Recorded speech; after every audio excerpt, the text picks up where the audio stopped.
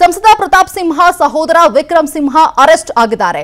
ಮರಗಳ್ಳತನ ಪ್ರಕರಣದಲ್ಲಿ ವಿಕ್ರಮ್ ಸಿಂಹ ಬಂಧನ ಆಗಿದೆ.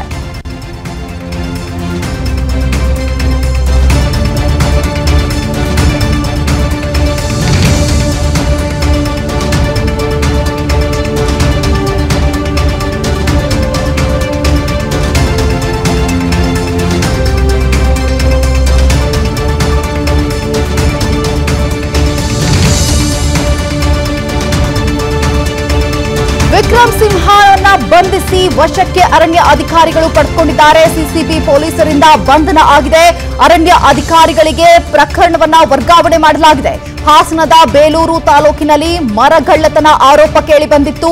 ಕೋಟ್ಯಾಂತರ ಬೆಲೆ ಬಾಳುವಂತಹ ಮರಗಳನ್ನ ಕಡಿದು ಸಾಗಿಸ್ತಾ ಇದ್ರು ಅನ್ನುವಂತಹ ಆರೋಪ ಇದು. ವಿಕ್ರಮ್ ಸಿಂಹ ವಿಚಾರಣೆ ಮಾಡ್ತಾ ಇದ್ದಾರೆ ಈಗ ಅರಣ್ಯ ಅಧಿಕಾರಿಗಳು. ಚಿತ್ರದುರ್ಗದಲ್ಲಿ ಏನಿದು ವಿಕ್ರಮ್ ಸಿಂಹನ ಬಂಧಿಸಿ ಈಗ ವಶಕ್ಕೆ ಪಡೆದುಕೊಂಡಿದ್ದಾರೆ. ಸಿಸಿಬಿ ಪೊಲೀಸರಿಂದ ಬಂಧನ ಆಗಿದೆ. ಅರಣ್ಯ ಅಧಿಕಾರಿಗಳಿಗೆ ಪ್ರಕರಣವನ್ನ ವರ್ಗಾವಣೆ ಮಾಡಿದ್ದಾರೆ. ವಿಕ್ರಮ್ ಸಿಂಹ ಅವರನ್ನ ಬಂಧಿಸಲಾಗಿದೆ ಅರಣ್ಯ ಅಧಿಕಾರಿಗಳಿಂದ.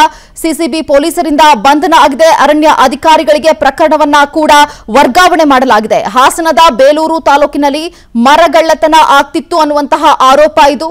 ಇನ್ನೇನು ಲೋಕಸಭಾ ಎಲೆಕ್ಷನ್ ಹತ್ರ ಆಗ್ತಿರುವಂತಹ ಸಂದರ್ಭದಲ್ಲಿ ಪ್ರತಾಪ್ ಸಿಂಹ ಅವರ ತಮ್ಮ ವಿಕ್ರಮ್ ಸಿಂಹ ಅವರ ಅರೆಸ್ಟ್ ಆಗಿದೆ. ಇದರ ಬಗ್ಗೆ ಮತ್ತಷ್ಟು ಮಾಹಿತಿಯನ್ನ ಕೊಡ್ತಾರೆ ನಮ್ಮ ಪ್ರತಿನಿಧಿ ಎಸ್.ಕೆ. ಮಂಜುನಾಥ್. ಈಗ ಲೈವ್ ಅಲ್ಲಿ ಜಾಯಿನ್ ಆಗ್ತಾ ಇದ್ದಾರೆ. ಎಸ್.ಕೆ. ಮಂಜುನಾಥ್, ಏನು ಪ್ರತಾಪ್ ಸಿಂಹ ಅವರ ತಮ್ಮ ವಿಕ್ರಮ್ ಅವರನ್ನ ಈಗ ಅರೆಸ್ಟ್ ಮಾಡಲಾಗಿದೆ. ಇಷ್ಟು ದಿನಗಳು ಬೇಕಾಗಿತ್ತ ಅರೆಸ್ಟ್ ಮಾಡೋದಕ್ಕೆ ಅನ್ನುವಂತಹ ಅನುಮಾನ ಒಂದು ಕಡೆ ವ್ಯಕ್ತವಾಗ್ತಾ ಇದೆ. ಜೊತೆಗೆ ಲೋಕಸಭಾ ಎಲೆಕ್ಷನ್ ಕೂಡ ಹತ್ರ ಆಗ್ತಾ ಇದೆ. ಇದು ಪ್ರತಾಪ್ ಸಿಂಹ ಅವರ ಮೇಲೆ ಯಾವ ರೀತಿಯ ಪ್ರಭಾವವನ್ನ ಬೀರಬಹುದು ಮಂಜುನಾಥ್?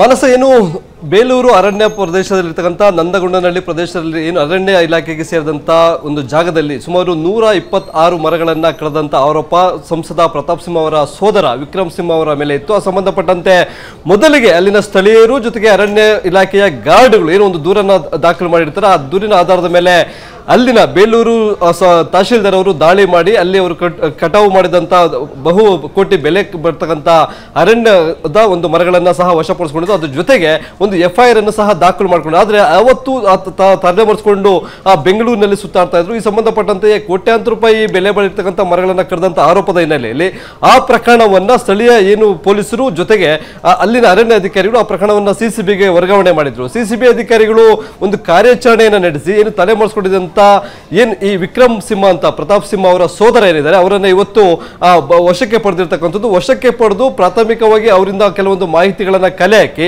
ಬಳಿಕ ಹೆಚ್ಚಿನ ತನಿಖೆಗಾಗಿ ಅವರನ್ನ ಅರಣ್ಯ ಇಲಾಖೆ ಅಧಿಕಾರಿಗಳು ವಶಕ್ಕೆ ಕೊಟ್ಟಿರ್ತಕ್ಕಂಥದ್ದು. ಹೀಗಾಗಿ ಬೆಂಗಳೂರಿನ ಏನು ಒಂದು ಅರಣ್ಯ ಭವನದಲ್ಲಿ ಅವರನ್ನ ಇಟ್ಕೊಂಡು ಕೂರಿಸಿಕೊಂಡು ಒಂದು ವಿಚಾರಣೆಯನ್ನ ಸಹ ಮಾಡ್ತಾ ಇದ್ದಾರೆ. ಜೊತೆಗೆ ಅವರ ವಿರುದ್ಧ ಏನು ಅರಣ್ಯ ಮರಗಳನ್ನ ಕಳವು ಮಾಡಿ ಕಳ್ಳ ಸಾಗಾಣಿಕೆ ಮಾಡ್ತಾ ಇದ್ದಂತ ಹಿನ್ನೆಲೆಯಲ್ಲಿ ಏನು ಆರೋಪ ಕೇಳಿ ಬಂದಿತ್ತು ಅದು ಅವರು ಕಟಾವು ಮಾಡ್ತಾ ಇದ್ದಂತ ಜೊತೆಗೆ ವಾಹನಗಳ ಮುಖಾಂತರ ಸಾಗಾಟ ಮಾಡ್ತಾ ಇದ್ದಿರ್ಬೋದು. ಇವೆಲ್ಲವೂ ಸಹ ಸಾಬೀತಾದಂತ ಹಿನ್ನೆಲೆಯಲ್ಲಿ ಅವರ ವಿರುದ್ಧ ಈಗ FIR ಅನ್ನ ದಾಖಲು ಮಾಡಿಕೊಂಡು ಅರಣ್ಯ ಅಧಿಕಾರಿಗಳು ತನಿಖೆಯನ್ನು ಮುಂದುವರಿಸಿದ್ದಾರೆ. ಇದು ಒಂದು ಕಡೆ ಆದ್ರೆ ಈಗ ರಾಜಕೀಯವಾಗಿ ಏನು ಇತ್ತೀಚೆಗೆ ಒಂದು ಸಂಸದ ಪ್ರತಾಪ್ ಸಿಂಹ ಅವರ ಹಿಂದೆ ಆ ಸಂಸತ್ ಅಟ್ಯಾಕ್ಗೆ ಅಲ್ಲಿ ಒಂದು ಪಾಸನ್ನು ಕೊಟ್ಟಿದ್ದಿರ್ಬೋದು, ಬೇರೆ ಬೇರೆ ರೀತಿಯಾದಂಥ ಒಂದು ರಾಜಕೀಯ ಒಂದು ಹೇಳಿಕೆಗಳೇನಿತ್ತು ಅದಕ್ಕೆ ಸಂಬಂಧಪಟ್ಟಂತೆ ಈಗ ಕಾಂಗ್ರೆಸ್ ಸಹ ಒಂದು ಆರೋಪಗಳನ್ನು ಸಹ ಮಾಡ್ತಾ ಇರ್ತಕ್ಕಂಥದ್ದು. ಪ್ರತಾಪ್ ಸಿಂಹ ಅವರು ಏನು ಯುವಜನತೆಯನ್ನು ಇದು ಮಾಡ್ಬೋದು ಇರ್ಬೋದು ಅಥವಾ ಅರಣ್ಯ ಇಲಾಖೆಗೆ ಸಂಬಂಧಪಟ್ಟಂತೆ ಸಾಕಷ್ಟು ಇದು ಮಾಡ್ತಾರೆ. ಆದರೆ ಅವರ ತಮ್ಮನೇ ಒಂದು ಮರಗಳನ್ನ ಆಗಿದ್ದಾನ ಅನ್ನೋದನ್ನ ಒಂದು ಟ್ಯಾಗ್ ಮಾಡಿ ಒಂದು ವೈರಲ್ ಮಾಡ್ತಾ ಇರ್ತಕ್ಕಂಥದ್ದು.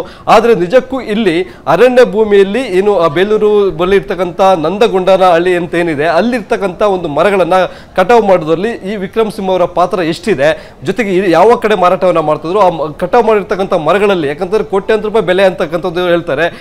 ಅಂಕಿ ಅಂಶಗಳಲ್ಲಿ ಹೇಳೋದಾದ್ರೆ 120 ಮರಗಳನ್ನ ಕಟಾವು ಮಾಡಿದ್ದಾರೆ ಅಂತ ಹೇಳ್ತಾರೆ. ಅದು ಯಾವ ಮರ ಅನ್ನೋದನ್ನ ಅದು ಶ್ರೀಗಂಧ ಮರ ಇತ್ತ ಅಥವಾ ಬೇರೆ ಬೆಲೆ ಬರ್ತಕ್ಕಂಥ ಯಾವ್ಯಾವ ಮರಗಳಿದಾವೆ ಅನ್ನೋದ್ರ ಬಗ್ಗೆ ಈಗ ಅರಣ್ಯ ಅಧಿಕಾರಿಗಳು ಒಂದು ಮಾಹಿತಿಯನ್ನು ಕಲೆ ಹಾಕಿ ತನಿಖೆಯಿಂದ ಮುಂದುವರಿಸಿದ್ದಾರೆ. ಮನಸ ಮಂಜುನಾಥ್, ಈಗ ನೀವು ಹೇಳಿದಾಗೆ ಪಾಸ್ ವಿಚಾರ ಇರಬಹುದು, ಈಗ ಮರಗಳತನ ಇರಬಹುದು, ಈ ಎಲ್ಲಾ ವಿಚಾರಗಳು ಪ್ರತಾಪ್ ಸಿಂಹ ಅವರ ಮೇಲೆ ದೊಡ್ಡ ಮಟ್ಟದ ಪ್ರಭಾವ ಬೀರುವಂತಹ ಸಾಧ್ಯತೆ ಇದೆ ಅನ್ನುವಂಥದ್ದು ಗೊತ್ತಿರುವಂತಹ ವಿಚಾರ. ಆದ್ರೆ ಇದು ಬಿಜೆಪಿಗೆ ಯಾವ ರೀತಿ ಮೈನಸ್ ಆಗುತ್ತೆ, ಜೊತೆಗೆ ಕಾಂಗ್ರೆಸ್ಗೆ ಯಾವ ರೀತಿ ಪ್ಲಸ್ ಆಗುವಂತಹ ಸಾಧ್ಯತೆ ಇದೆ? ಯಾಕಂದ್ರೆ ಲೋಕಸಭಾ ಎಲೆಕ್ಷನ್ ಇನ್ನೇನು ಹತ್ರ ಬರ್ತಾ ಇದೆ.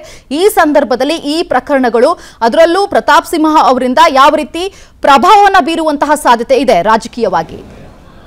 ಮನಸ್ಸಿಗಾಗಲೇ ಪ್ರತಾಪ್ ಸಿಂಹ ಅಂತಂದ್ರೆ ಒಂದು ರೀತಿಯಾಗಿ ಯಂಗ್ಸ್ಟರ್ ಇರ್ತಕ್ಕಂಥದ್ದು ಸಂಸತ್ತು. ಯಾಕಂದ್ರೆ ಮೊನ್ನೆ ಇತ್ತೀಚೆಗೆ ಕೊಟ್ಟಂತ ಕೆಲವೊಂದು ಹೇಳಿಕೆಗಳಲ್ಲಿ ಯಂಗ್ಸ್ಟರ್ಸು ರಾಜಕೀಯಕ್ಕೆ ಬರಬೇಕು ಅಂತಕ್ಕಂಥದ್ದು. ಹಾಗಾಗಿ ಅವರು ಕೆಲವೊಂದು ಹಗರಣಗಳಲ್ಲಿ ಹಿಂದೆ ಕೇಳಿ ಬಂದಿತ್ತು. ಆದರೆ ಅವರ ತಮ್ಮನೇ ಮರಗಳತನದ ಒಂದು ಪ್ರಕರಣದಲ್ಲಿ ಸಿಕ್ಕಿ ಬಿದ್ದಿದ್ದಾನೆ ಅಂತಕ್ಕಂಥದ್ದು. ಈಗ ಬಿಜೆಪಿ ಪಕ್ಷ ಯಾವ ರೀತಿ ಸಮರ್ಸ್ಕೊಳ್ತಾರೆ, ಅದ್ರ ಬಗ್ಗೆ ಯಾವ ರೀತಿ ದೊರೆಯುತ್ತಾರೆ ಅನ್ನೋದ್ರ ಬಗ್ಗೆ ಹೇಳೋದಕ್ಕೆ ಸಾಧ್ಯವಾಗಿಲ್ಲ. ಆದರೆ ಕಾಂಗ್ರೆಸ್ಗಂತೂ ಇದೊಂದು ದೊಡ್ಡ ಅಸ್ತ್ರವಾಗಿ ಸಿಕ್ಕಿರ್ತಕ್ಕಂಥದ್ದು.